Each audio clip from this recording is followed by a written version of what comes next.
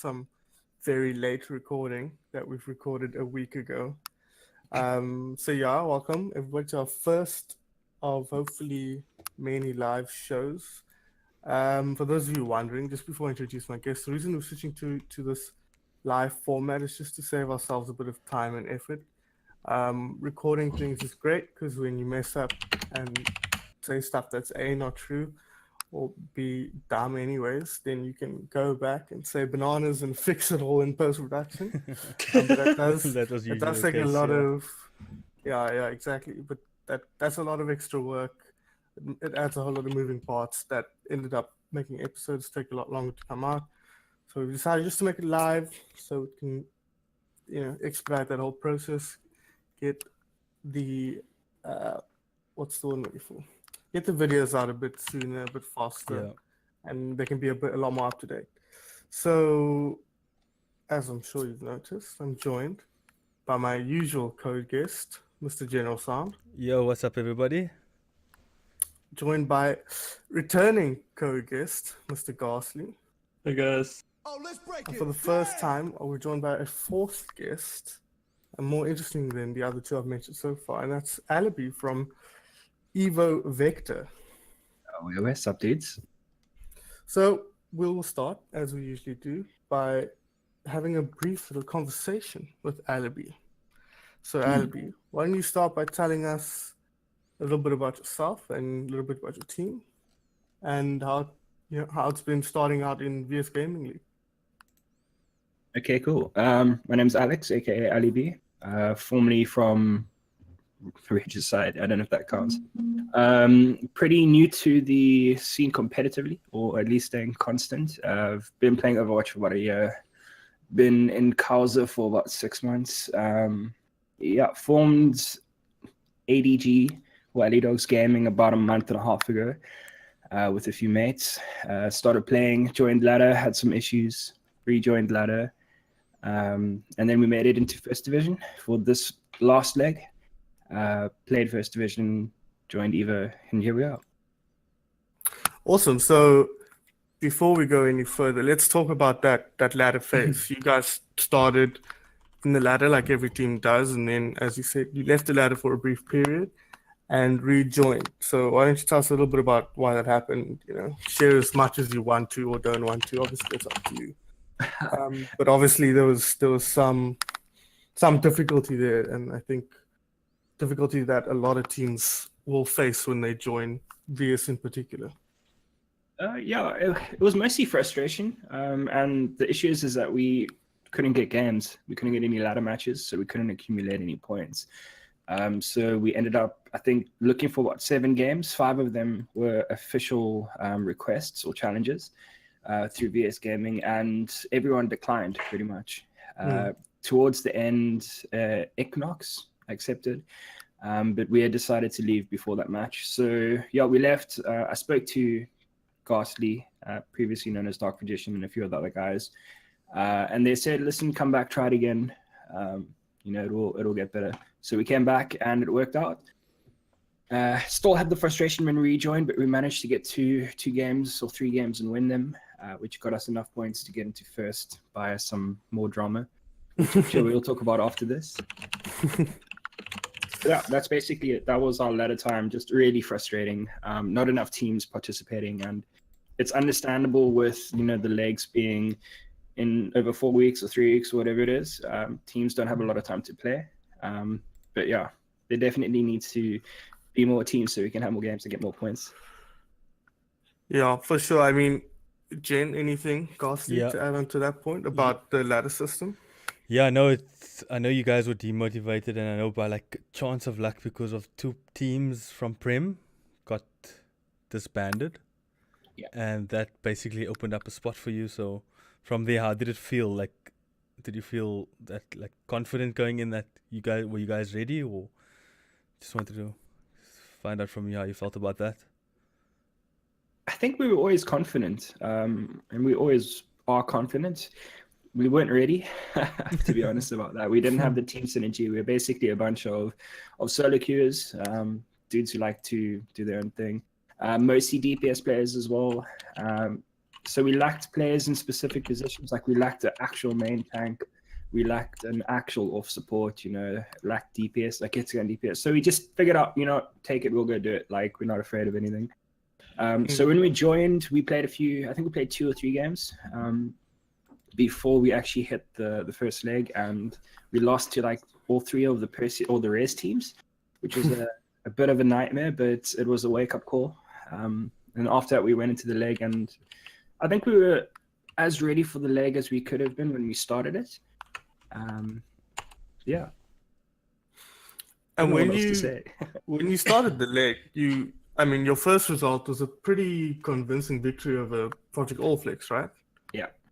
How did that feel to win your first game? I think it was your first game of leg play by beating a team that, for example, Jen and I picked as being near the top of the leg.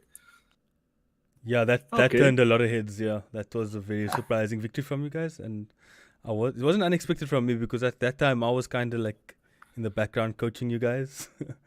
Yeah. And did that coaching help you guys, or was it just like you guys knew what you were doing type of situation?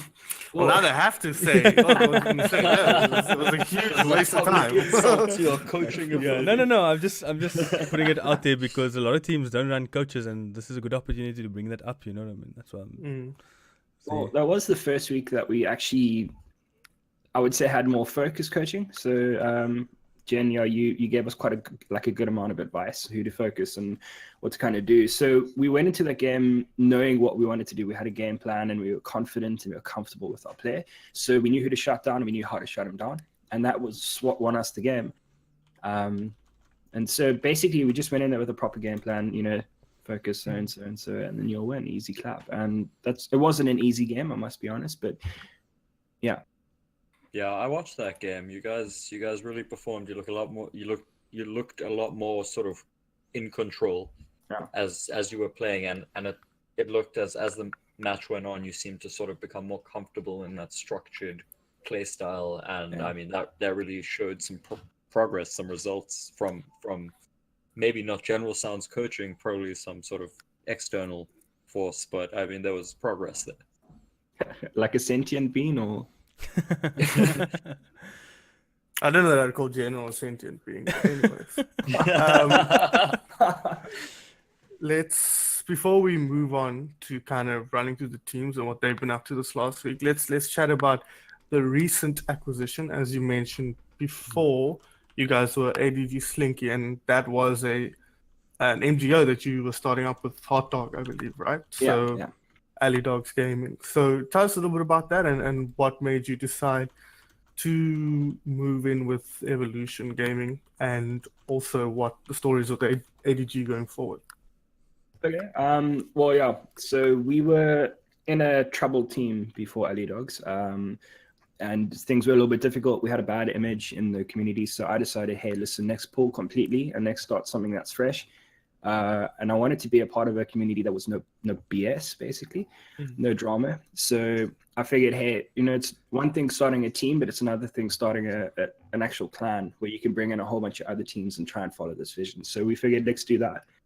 So we created it. It was a bit of a banter thing at first, ended up being something we wanted to do a bit more seriously. But then, as the weeks go by, you're a captain of a team. You're also like a quote unquote owner of a MGO. It becomes quite difficult. And then to fast forward into the Evolution situation, Shushibushi was talking on Discord, and me being the guy I am, I tried to help him out. So I popped him a DM and I was like, hey, dude, listen, need any advice? What's your situation? And through just talking to him in the DMs and finding out like what he was trying to do with his clan, I realized that like our visions lined up quite a lot. We were very similar in what we wanted to achieve and how we wanted to do it. They were looking for a dedicated team. We are a dedicated team, so it kind of everything just lined up quite well. So when we switched over into Vector, we took our main team into Vector. Alley Dogs itself now though is going to just stay as a friends clan. So I will still technically own it by name, and I'll swoop in if there's foul play happening. But I'm going to give ownership over to someone like a Baby Pangang, who is captain of Sleepy. And then Sleepy will be the official Alley Dogs Gaming team which will be starting up not next week, but the leg after, or next year. So you're not looking into kind of big scale expansion or challenging top NGOs or anything like that. For now, it's just a group of individuals achieving a goal together, right? Pretty much just having a jaw and a place where you can swear and call each other rude things. Will you still see like your clan still as like maybe a sister teams like who's participating, or are you going to be looking at like in the future at upcoming talent from that rosters? It's a consistent scrimming partner as well. Yeah. That's one of the biggest things. That's why we created Sleepy in the first place, was to have an internal team which we could scrim against and not give anything away. So CP will always be like our scrimming partner. Will always be the team that we want to grow and potentially maybe one day merge them into Evo. But I mean, that's a conversation for way down the line, and that's not even for me to say. But yeah, we'll see what happens with that. For now, we're focusing on Vector. We're focusing on our push to become a proper, well-mixed team and to get into Prem. That's our first step. Yeah, and I mean, you're pretty close to that goal right now. We'll come into it a bit in a moment, actually. But First Division is really quite up in the air still. I think Omninus is the only one who's punched their ticket. But for that second place slot, I believe you guys are still in the running. No, we're out now. Okay. It's essentially between Equinox and Perseus Res. Their game on the 24th will decide the last position. Or the and Project Allflex. Yeah. So it's basically a must-win game for Perseus to secure their spot in Prem. Yep. And if Equinox wins that, they will go up to 5-2, and they'll be tied up with Project Allflex and Ominous. Okay, so I think that's a good segment, of course. Thanks, Alleebee, for joining us. You're not going anywhere to see it, but thank you nonetheless. Cool. I think what we'll do from now on is, rather than go through each kind of match week by week, like we've sometimes done in the past, we'll go through just the teams and their sort of standings and talk about how we think they're doing. We're at a useful space now where the leg is kind of wrapped up in some ways, but also, like we just mentioned, still a lot to play for at the top and the bottom of each division. So yeah, let's jump into it. First division, let's start there where we usually start. And we look right at the top of that and we see Omnius Gaming Ominous. Now, General and I casted a game of last week. Yeah. Last week, Friday. It was last week. No, it was this week. It was in the week. I think it was Tuesday or Wednesday. Yeah. Them going up against Project Allflex Race. And what we're used to seeing in all of the leagues, all of the legs and all the divisions, is a clear hierarchy, a clear team list where the top team beats the second best team, beats the third best team, beats the fourth best team, etc. But this year, we're seeing upsets galore, especially in First Division. And Ominous Gaming, I think, the quintessential team in that sense, because although they top the leg, they do so kind of tenuously with a 5-2 standing. Against the Project Allflex, who also has a 5-2 standing. They're ahead of them by 6 map win %, so it's crazy close at the top. And they've also dropped games to Equinox and who's the other team? And Project Allflex Res themselves. So really, like, no team is just way above the rest. Yeah. After like casting that last game, we saw real dominant performance for Project Allflex. And it would be sad to see them just miss it out because, again, like the same as last leg, they showed their strengths at the end of the leg. So from what we were seeing, we could see they're potentially a team that should be playing Prem this league, but unfortunately they did miss out 2 wins against Perseus and you guys, Alleebee. So how was your game against them at that time? Like we saw we saw a real dominant performance, And I remember, was that game costed, the Project Allflex versus AGD Slinky at the time? Yeah, it was. It was. Yeah, I think I watched a bit of it. I can't remember, but yeah, you guys were basically just cutting out the DPS completely. We saw another game. We saw what we saw in Project Allflex versus Ominence. It was a game where they were giving their DPS free roam, whatever they wanted to do, and yeah, that was just. It's just two different type of like styles we saw, and I think that's maybe not Project Allflex. Maybe Ominence could have, watch the VOD how you guys beat them and maybe take notes of that, but unfortunately it didn't happen. Yeah. I think, Ali, given your experience playing against both teams, which are you more afraid of playing? Allflex, to be honest. Allflex on their day are a fantastic team. If I can say names, if you don't tilt Senshi quick enough, then he gets a foothold in the game. If I can be honest, like if you pressure Senshi, he's like a really big like figure in the team. If you can put pressure on him, then he literally has no space to work. Whereas with Ominence are different. Like Ominence don't have as much individual skill. They are all good players, but where they are getting strength now is in their team play. And I noticed it last night against Ominence. Like their team play, their team flex is very strong. And I don't know if it's because Mutant Gun was playing the Reinhardt as opposed to playing DPS, but his Reinhardt play, like he's very passive, but he knows where to go in and when to kill, when to strike. And when he does it, the whole team goes with him. And they've also really picked up the Brigitte well. We weren't ready for the Brigitte either. I know that story. Allflex definitely for me the team I'd be more afraid of on the day. Okay, interesting. I think from watching these two teams, Jen, I think we 100% back that up. Like we saw Allflex carried heavily in that game against Ominence by that DPS duo of Aquatic and Senshi. And I think that point about tilting Senshi is a very interesting and poignant one, because sometimes that's all you need to unsettle a team that relies on its DPS, right? Just unsettle that major DPS and make him uncomfortable, and they can fall apart so easily. And you guys clearly showed that against Allflex, because Ominence were never able to get that foothold against them. Before we move on, did they play a lot of Pharah against you guys? Which Allflex. team? Allflex. Yeah, a little bit. But we just counter-parried. Okay, and you've got a strong Pharah player yourself. When you say when you counter Pharah, what was your strat countering the Pharah?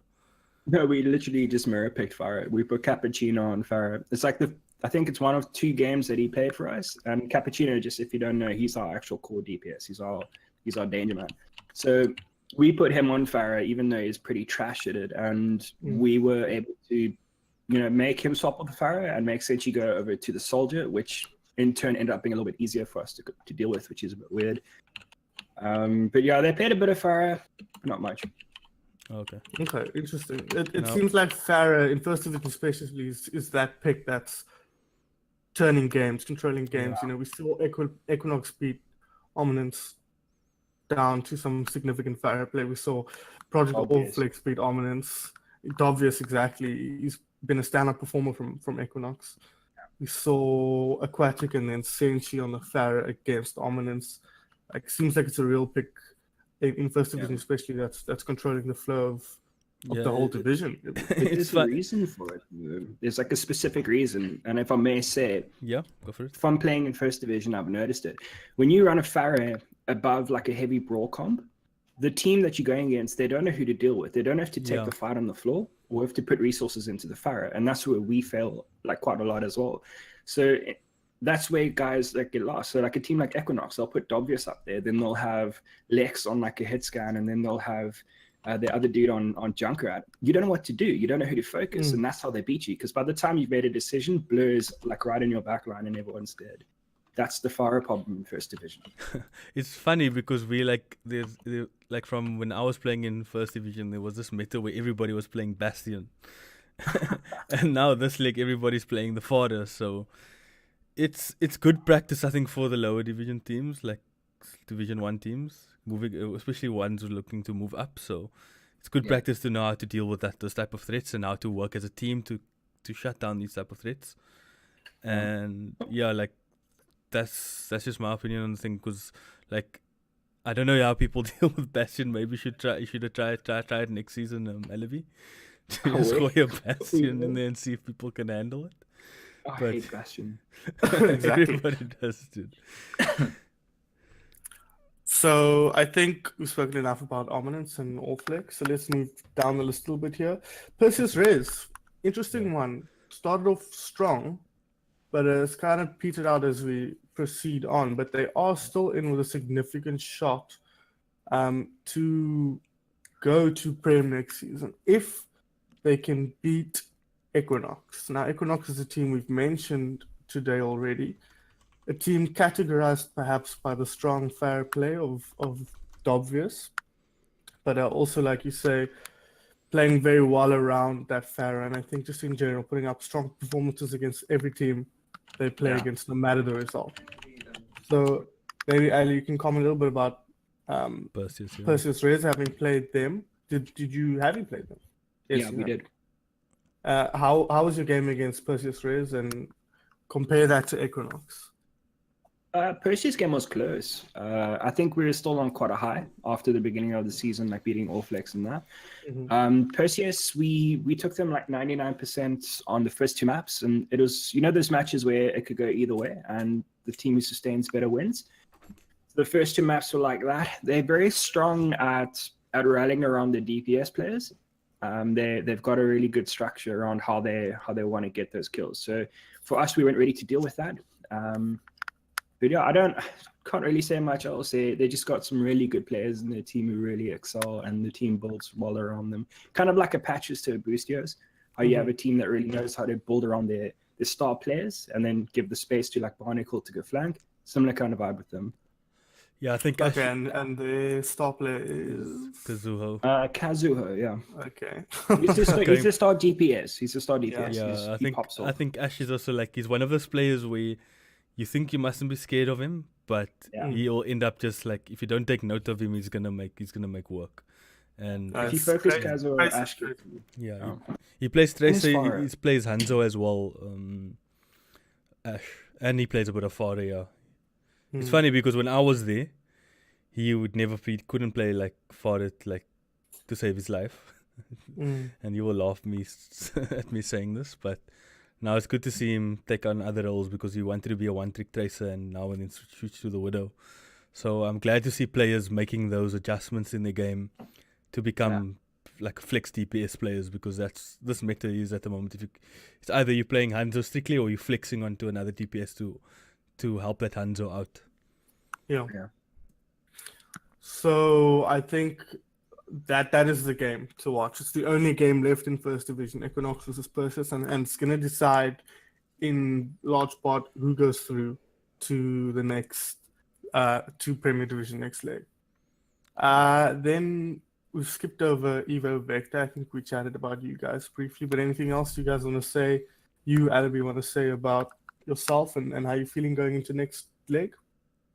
I'm happy, actually. I'm not sad that we're staying in First Division. I think being our first time in First, I think it's wise that we stay down, if that makes sense. It gives us a chance to get better, grow as a team, to actually start playing better together. So we've got some coaching coming on board soon, and some better coaching coming in the future as well. So we're just going to keep growing and building on what we've got now. And when qualifiers start for next season, we'll be 100% ready.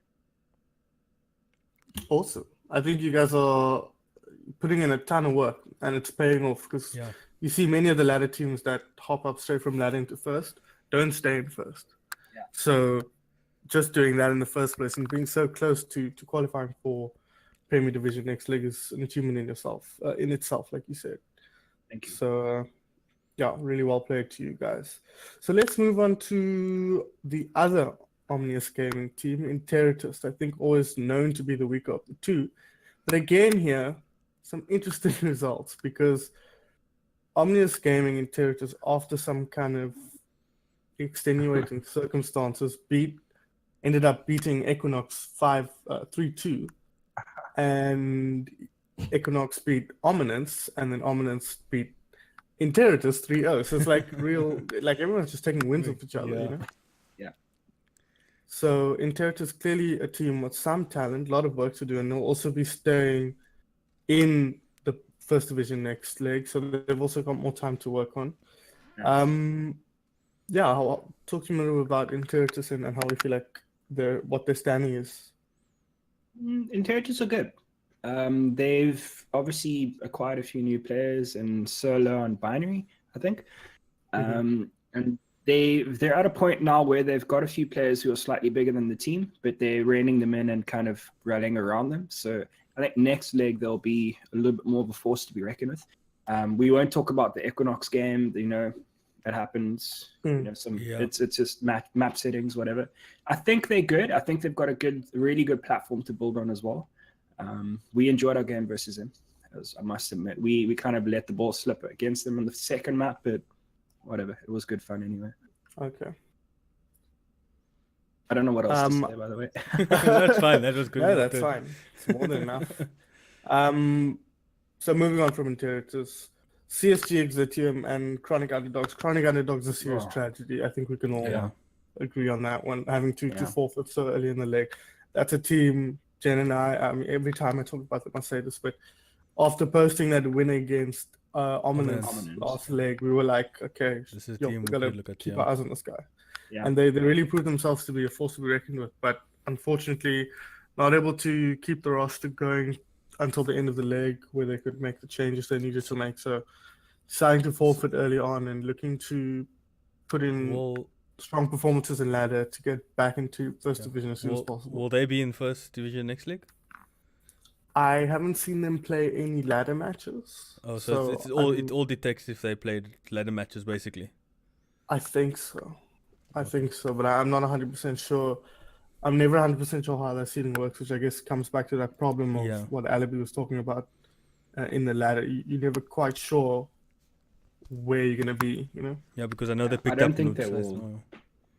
I don't think they will go up to first. I think they qualify, or they're technically a team that's getting relegated, so you can't get relegated and promoted. Yeah, true. I reckon Solstice and Amaryllis will go up. Yeah, I think both of them have been putting in a lot of ladder matches. Vendetta as well, and the Red Queens team, which name is now? Validus. Validus. That's one. They've all been putting lots of work in the ladder division, playing at least one game a week. So I think your experience in ladder really lit a fire under the ladder team's asses, just to be like, okay, we can just play each other regularly and just be aware that is what we need to be doing during this phase. Oh, by the way, so I don't get killed. I missed the team. There's Chronic Wolfpack, who are another Chronic team. They're actually going to go up to first. Yeah, they'll be in first. Okay, so they're quite strong. I think they've got a strong roster. Yeah. They've got a whole bunch of players that we used to play with at Rebellion or Regicide. They've got like Paragon and Sojourner and Shouldron. So they've got a really, really nice team who's played together for a long time. So they're putting in a lot of work. And just so you guys know, Chronic Underdogs, Hemisphere, he's putting in a heck of a lot of work as well. He's trying to scrim us every week too. So they're looking good. I reckon they'll come back strong. Yeah, I've seen they've managed to pick up a few, at least one new signing, Noob Slice, or am I? Chronic Underdogs signed up Noob Slice. Yeah, so that's a nice pickup for them, and any numbers is good. So I'm excited to see them back in first division and fighting at the top again. And CSG Exitium, a team kind of flew under the radar for most of the league. They didn't withdraw until quite late in the day. Still ended up playing about 50% of their matches after forfeiting the other 50%. So didn't manage to get that much eyes on them. So did you guys get to play them, Ali? We did. Okay. No disrespect to them. I don't think they were ready. It was one of those relatively quick matches. I think if they put in work and if their team starts getting committed and they actually all rock up to practice, they can be a pretty decent team. I know Pandoza is trying to get the guys up to the level where they're always consistent, always there. So it will take some time. Yeah, it's a problem, Jen. Getting teams to commit properly. To being, it's a problem you've had in the past. You mentioned to me, so it's really a struggle. For newer teams. Definitely, it's like it's one of those situations where it's either you're gonna grind and get better, and a lot of players just want to play for fun, like especially like lower, like just getting into it, and then they don't understand like to be good you actually have to put a ton of practice in. You know what I mean? Yeah. I always tell people, and they don't understand, but I always tell people I have 2 jobs. I have a day job, and then I come home, and then I have my night job that I yeah, work 100%. five days a week, just like a actual job. My dude, So- wait till you try a streaming schedule that you have to Right. stick to religiously. At least you don't have to do VOD reviews and Yeah, you know, and then like and then work on read- an Excel sheet on top of it. yeah. So it's It's not a lot fun. of being on a top team or any team at yeah. any level. If you want to really commit to it, is a lot of work. And I think as the player base grows in South Africa and the team base grows, there'll be more space for more casual teams to come in and actually win games. But at the moment, if you're not committed, every team above you is more committed than you. Yeah. So I had a friend who was playing for in Open Division last year, and they were pushing for contenders. And our scrimming and practice schedule compared to theirs, dude, they scrim and practice 8 hours a day, dude.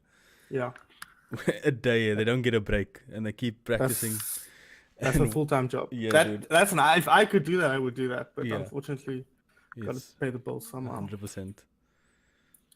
So that kind of wraps up First Division. Really exciting stuff. I'm so glad it's not just a processional like we see every leg where we've got a clear division of who's the best team and then the second best team. It's great to see that, you know, Equinox is taking games of Ominence, who's beating Interitus, who's beating Equinox, who's, you know, it's amazing.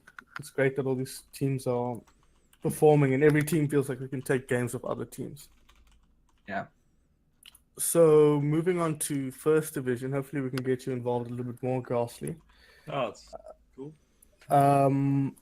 We'll start at the top of the leg, as we always do. And Energy Eden sitting pretty 6-0, but behind them, sitting equally pretty, very beautiful top of the leg here, is Unidentified. Perhaps surprising to some, but I think those of us in the know, well, this is what we were expecting. Yeah.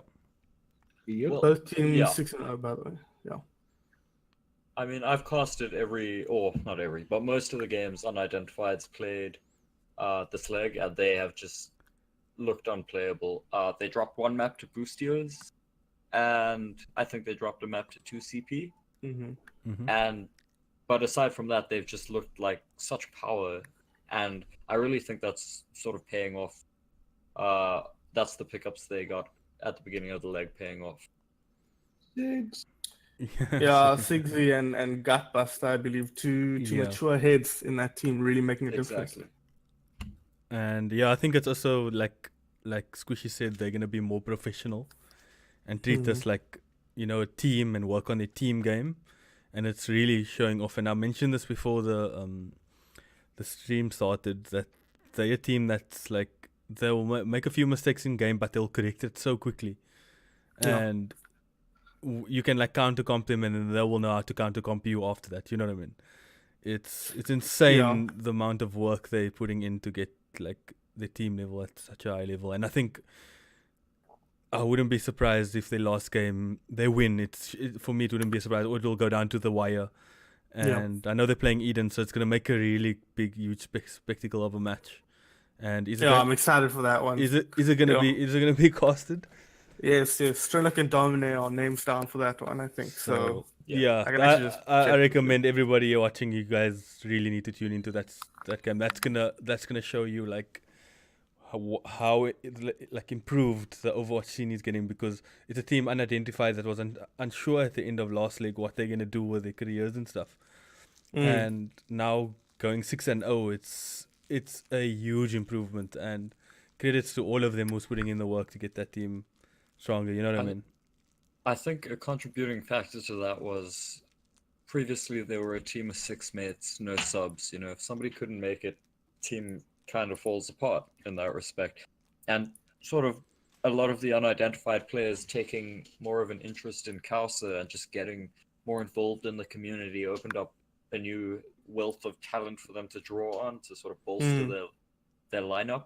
And then when that gave them the ability to choose to take the game more seriously. Because if I understand it, just by looking at what happened, it looks like two of the people were unable to say we're gonna completely commit to this leg, to this season, and get to Comic-Con and do well there. We're not going to be able to put in the grind, and they were able to sort of branch out, meet new players, network, and then pull in some really good talent in the form of Sigs and Gutbuster.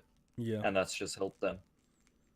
100%. That networking thing is really, really undervalued, I think, by captains, and I think it's impossible to understand its real value until it benefits you.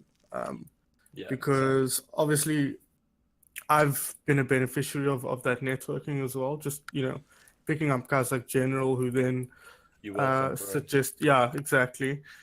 Who suggested Hammy and NLT as well. All comes from that network. Yeah. Okay, get it. I do a lot of work behind the scenes. Yeah. Just wheeling and dealing. But it's huge being able to, like you say, pull from a huge pool of players who know who you are and are willing to work with you because they know what you're about. And Eden, the other team, 6-0. We like to gloss over them because they've been good for so long. But picking up Leica Luke seems to have, we'll find out for sure on Sunday, but seems to have solidified their place at the top of the card when it was looking a bit shaky previously. I think Leica Luke brings a lot more energy to the team, being a younger player. And as talented as he is, he has these explosive pop-off moments from time to time, or not from time to time, quite often. And I think that can sort of reinvigorate the team. That's the word. It can really sort of get everyone's energy back and get them sort of hyped about the match again. Like having that, it's the effect 20 has, but purely imagination, I imagine him sort of being a quieter, focused on his DPS. And I mean, I've played with Luke, and when he goes huge, he lets the whole team know very loudly. Yeah, So, I noticed it last important. night. Last night, you could see like the effect he has on the team because before it was like, oh, how are we gonna shut down 20? How are we gonna shut down 20? Now you got like a Luke and like you have to, you have to have like the split. Like you have to have the split. Who are we gonna deal with? And you could see like, I could see like Boostio's trying to like shut down 20, but at the same time, then like a Luke as father was just dominant. Not like nobody was dealing with him. And I think not on Asus. What's the map they played? Nepal. Like a Luke ended up with a 64% kill participation, which is insane on fodder. And a prem match, he was dominant, dude. And that just allows 20 to like 20 was on Widow on Sanctum, and 20 was just taking this off angles, as like Ripcord would say. Off angles. You will take this weird off angles and just be free to like get shots on the team, and then like Luke will finish off. It was amazing to see. You could see them two is gonna be a very strong DPS duo going forward. Yeah, I think it's a bit of a.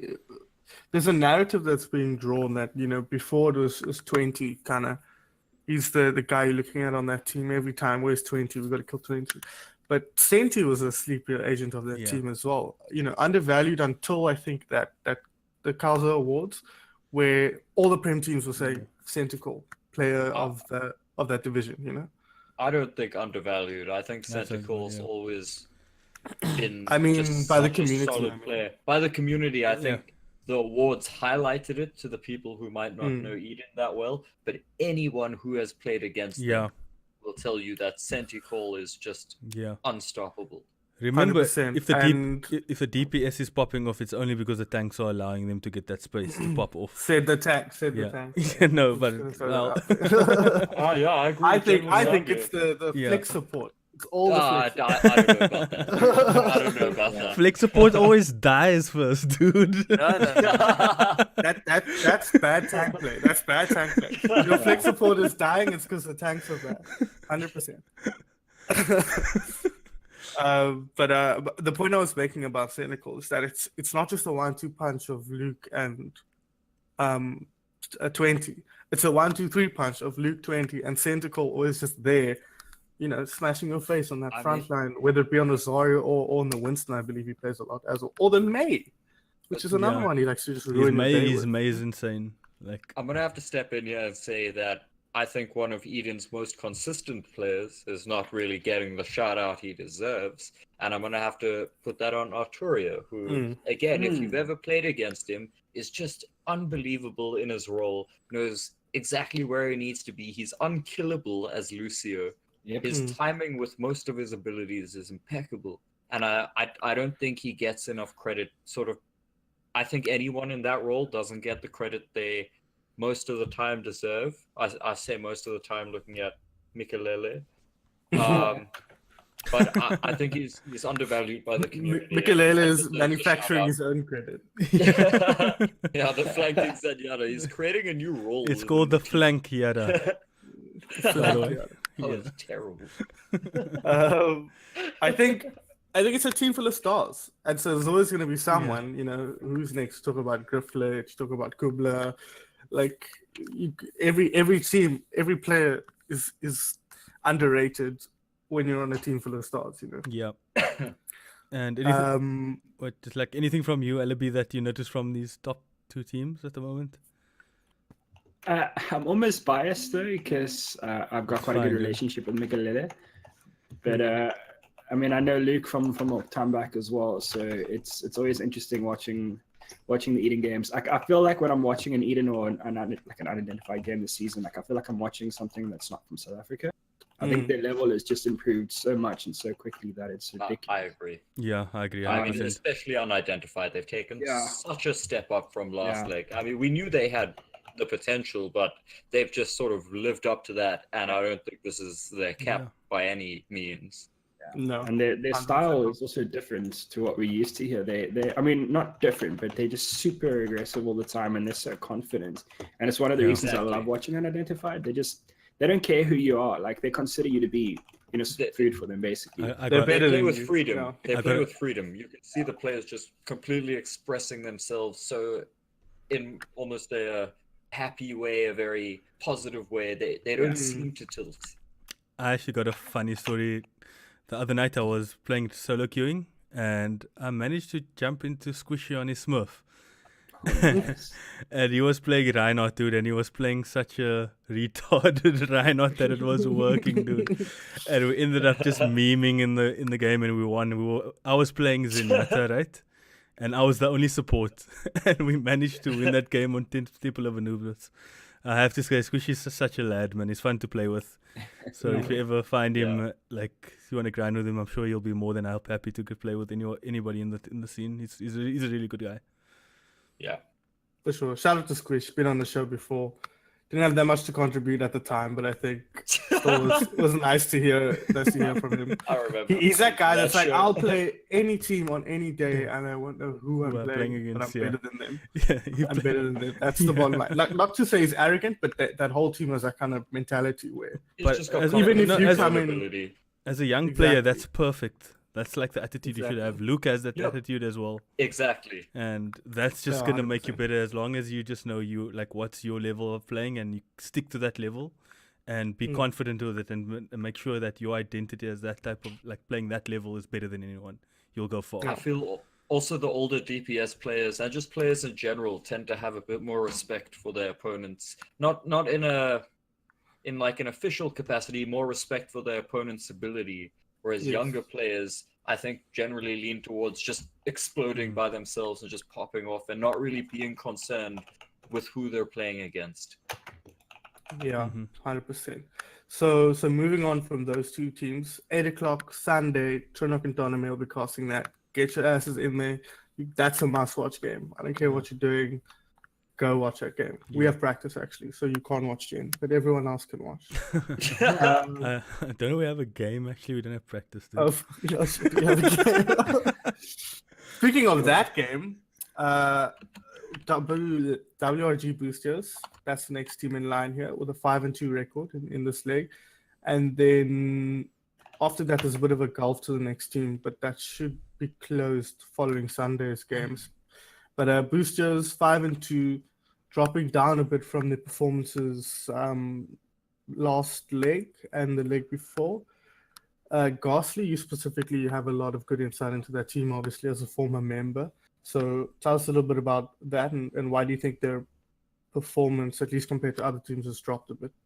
I think, you know, Boostio's beginning of the leg losing their best player, I think it's been really sort of tough for them to regain the What? previous What? form. Can you repeat that? Can you repeat I didn't that? realize.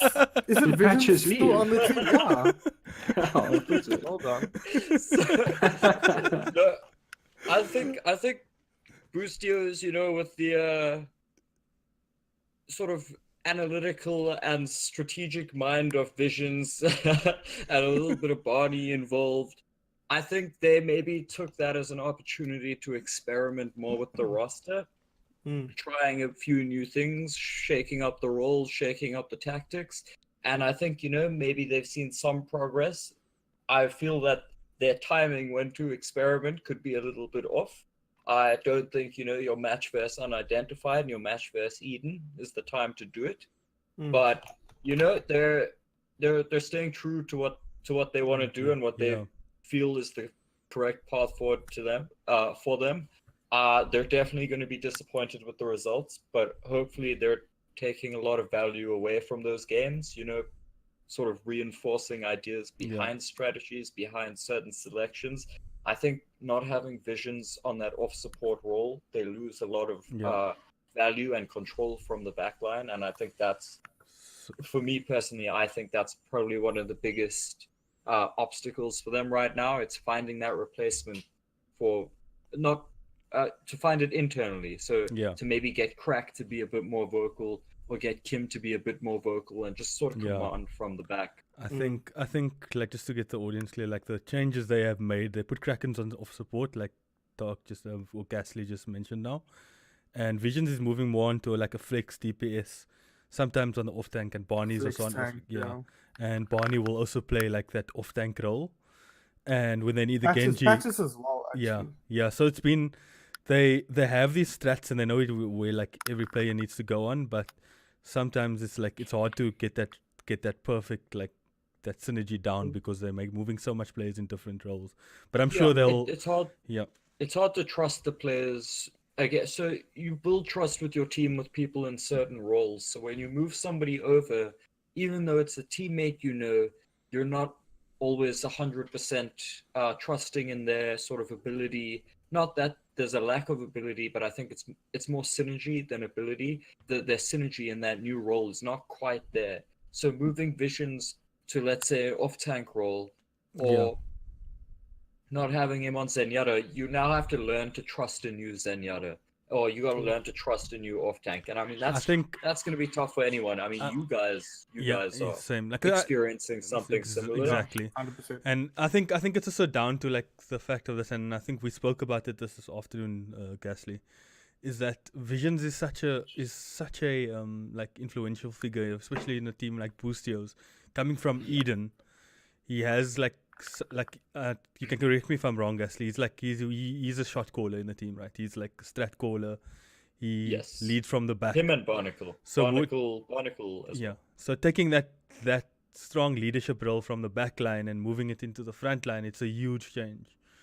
And we experiencing it well, so that's why I can say also firsthand, like moving SunPhoenix to support and I'm going into the off-tank role, it's a huge change.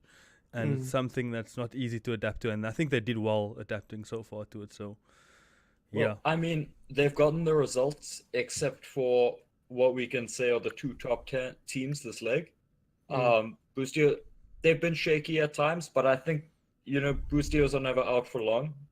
And I think if you give them sort of the off week in between legs, I think they're going to come back next leg and just show us a completely sort of made over team, a team that's now full with confidence again, more controlled. You know, they're going to come in with a plan. They've seen what the other teams can do, and they're going to know what they have to do to win the game. So I think this has been experimental for them. I think we'll definitely see them at Rage, Comic-Con, and I think Boostio's at Comic-Con is also going to surprise us yet again. all I ask, Barney and Visions, please don't run Ryan and Winston on attack Gibraltar, please. Yes, that was it wasn't fun to watch. it was confusing. It was, and I'm sure Barney will have like justification why they ran that, but Yeah, I was couldn't. gonna say, I'm sure they as, had a plan. as an audience, Exactly. it didn't look. Didn't I can't, yeah. There was probably a reason, but I mean, I can say personally, I've raged at like people on my Smurfs for running like an Orisa Winston or something, you know. Yeah. But I I'm just sure feel like they- just run Sorry. Diva. Just run Diva instead Like, of Winston. Like look here, like we played Eden on Gibraltar, son, and we found a Yes, we did. Zarya, Ryan comp, and we took the first point of them. So I was expecting Busios to do it easily, but Mm. yeah, I think they suffer. They struggle with the Zarya. Maybe it was a situation where they weren't confident to take Centicle on the Zarya. We never know.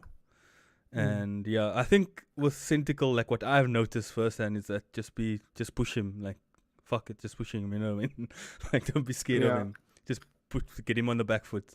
That's kind of logic that applies to Yeah, every team. yeah, Don't be yeah. scared of anyone. Just play your game. If they've got to carry, put pressure on them, focus Yeah. them down, do what you need to do, but don't be afraid of anything. Yeah. But we were running some random hybrid comp with a Brigitte and a Winston, right? Yeah. Against Eden on that point. Yeah, second point we did. Yeah, that was a Yeah. defense though. I'm talking about attack. Yeah. Yeah. Oh, okay, I see. So moving on from them, from Boosters onto Goliath Gaming now. Another team that's dropped in standing quite significantly compared to last leg, and I would suggest it's probably more a reflection of the improvement of Unidentified than it is of them getting worse. But maybe you guys would dispute that. Yeah. I tend to agree. I think Unidentified are just pushing the other teams out of their way. I don't No. necessarily think Boostios have dropped as much as we kind of made out. I don't think Goliath Gaming have really dropped at all. I know we can see better from them. I know they're not going to be happy with their performance against White Rabbit Gaming and Unidentified, which I think as a team they are better than those performances. Mm. But I think Unidentified have just been the team to push the others out the way, and I'm, as you said, excited to see if they can do that to Eden as well.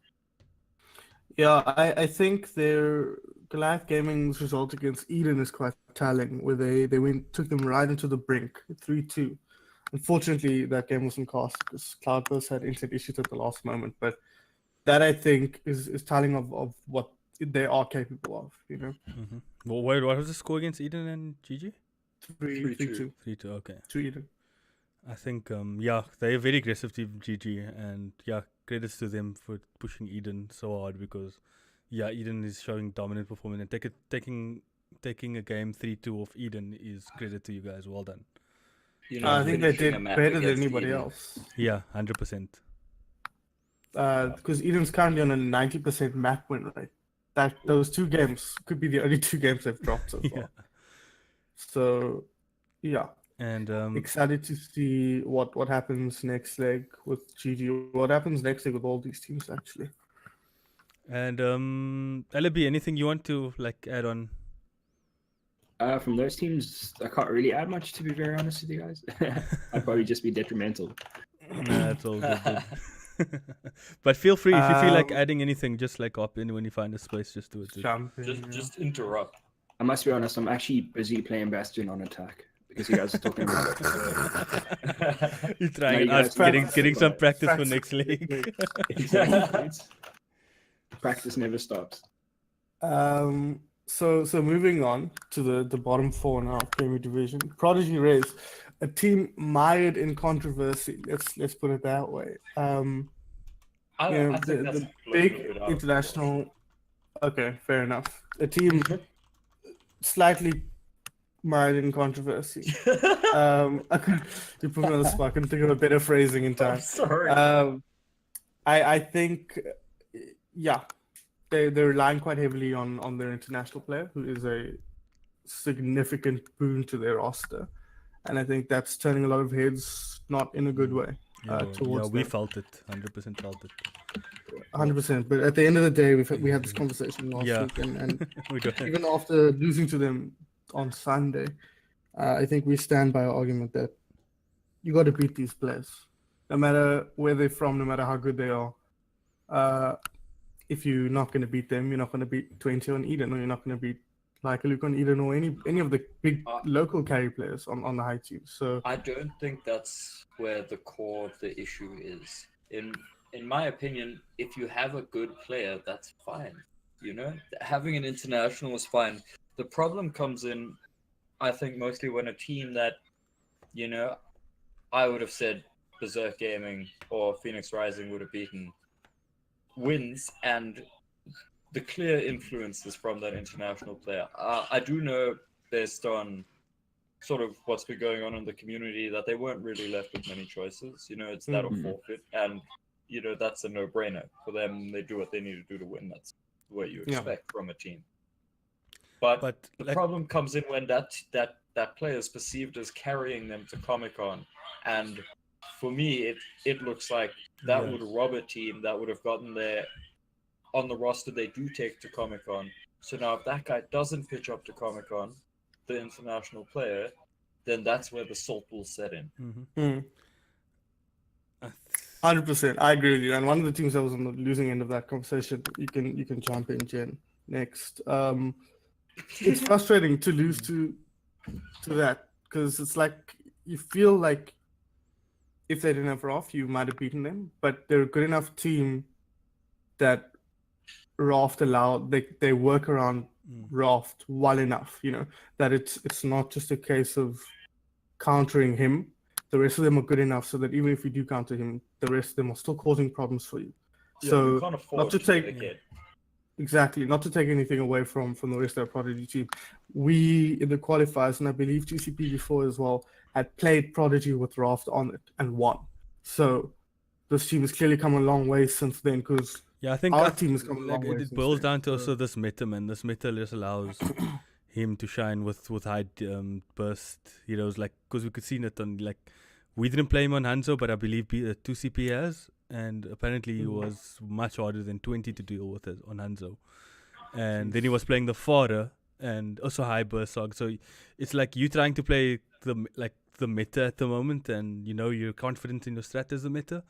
He's just gonna pop off because his understanding of the meta is also really good. And I know, like I mentioned before the stream, he's part of a team that's been playing in open division quite regularly, so he knows strats. He knows it like deep down, and he can just tell the team, like, look here, this is how we're gonna do it, and you know what I mean. And at the end of the day, it's like like I was mentioning this before stream as well. It's not like he's a good player, and we know like teams should learn how to deal with it, and I 100% agree with that. Like. I agree with that fully, and I said it last podcast as well. But it's a situation where not every team is doing it, and he's a player that had been playing in GM for a very long time. And unfortunately, in South Africa, we do not have enough players that deal with that type of threats. You know what I mean?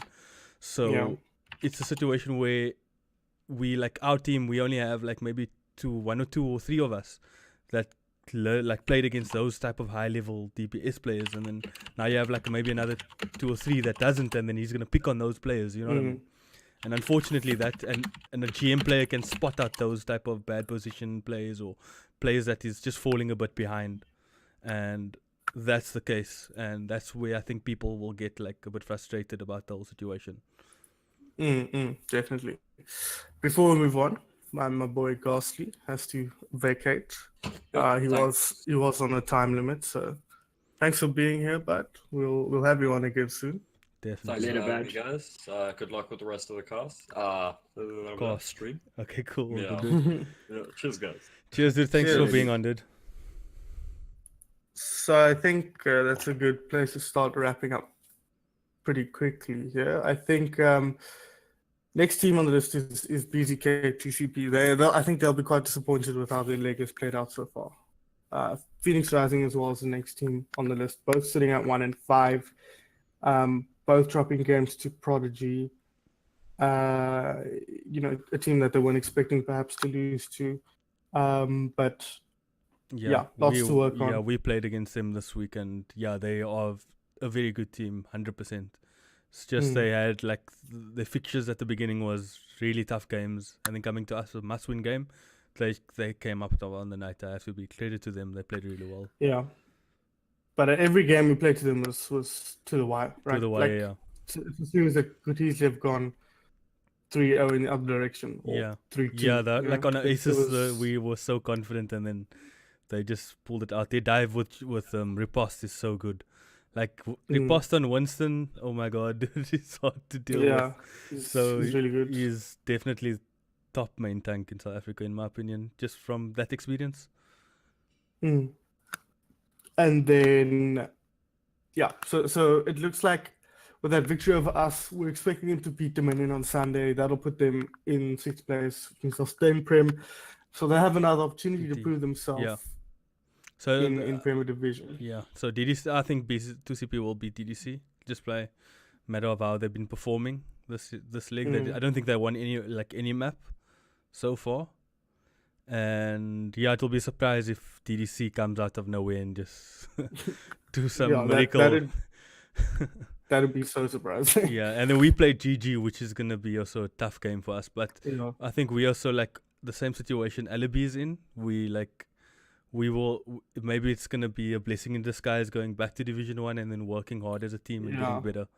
So it's a tough pill to swallow, but I think with the roster changes, we had to keep that in the back of the mind that this could have happened. Yeah.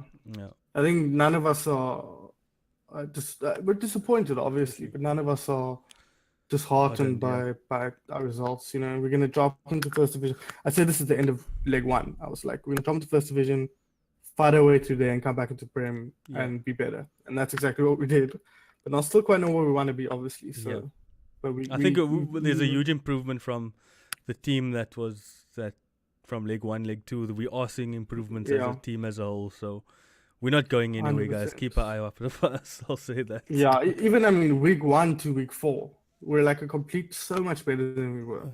Last week. Last week, and also 3 weeks ago. You know, so excited to keep climbing and working with you guys to get better. And then in the last place, bottom of the league, no wins, no map wins. Dominion having a torrid season so far, torrid league perhaps.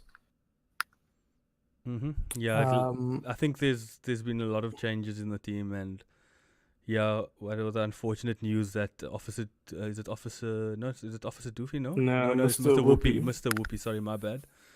Passing away, I think it's probably taken a toll on the team, and I would also, I think as a team you would feel it, and hopefully by the next leg they will gather their forces and put in a leg 4 performance for him, and I hope they do it. I really hope, because there's some nice guys on that team, and they're a team that works hard. 100%. So I think that about wraps it up. Looking forward to next week, we can just wrap up and finally get the final results, see where the standings are, and look forward to the next leg, the final leg before we go to Comic-Con after leg 4. Alleebee, how are you looking for next leg? Looking at the teams who look like they're going to drop down, you guys hoping to take that top 2 spot, or you think it's going to be a real tough ask?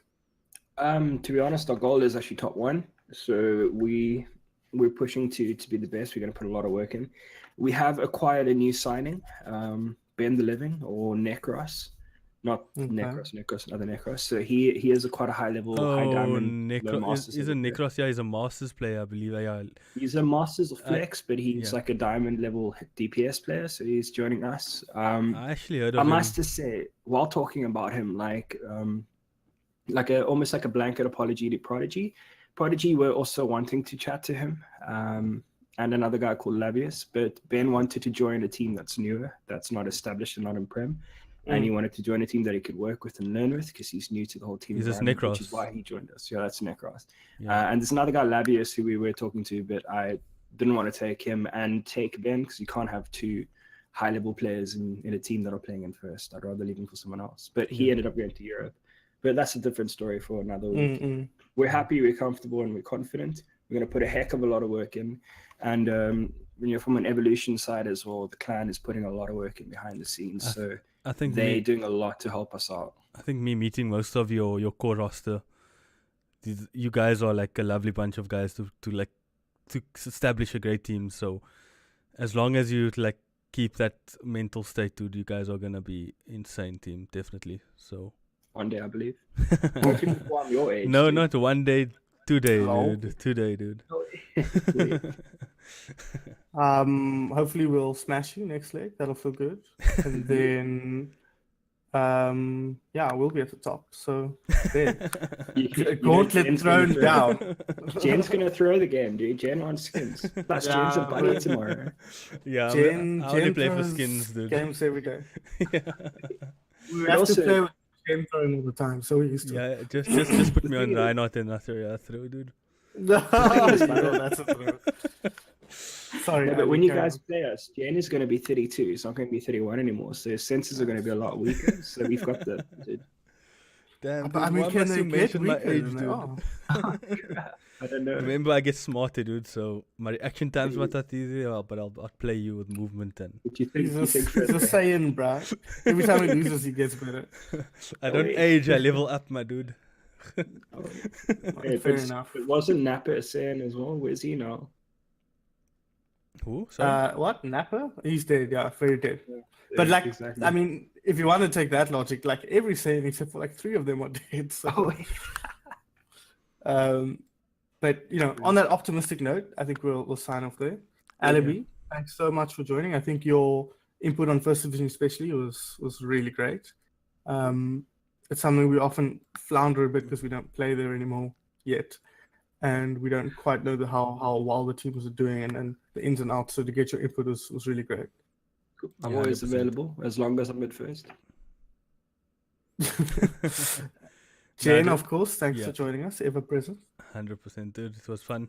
Definitely fun. Thanks, Alleebee, as well. Yeah. So, yeah, hopefully get Thanks, you on guys. this when you're in Prem one day. We will get you on this podcast again in the near future. Mm. Or if you just make some controversy and then we'll get you. You mean more A little bit. controversy? Be a bit racist or sexist or something. Yeah, I don't say anything like that anymore, man. I've made too many bad jokes and COWSA. I've almost been banned like twice in the last month, so I'm just gonna calm down for now. Okay. I can't comment on that. Mikelele Let's go just play pugs. yeah, Mikelele just Yeah, mentioned yeah, now in yeah, the yeah. chat. So everybody here, please get into the COWSA Discord. Go type that exclamation mark pugs in the pugs channel and come jam some scrims with us and can come talk to us if you want. We'll all be there. Oh wait. All right, Cool. guys. Thanks, guys. Later, boys. Thanks for joining Thanks for us, the and we'll see stream. you Thank next week, same time, 7 o'clock Friday evening. We'll be here. Cool. Thanks, guys. Cheers, Safe. everyone. Peace.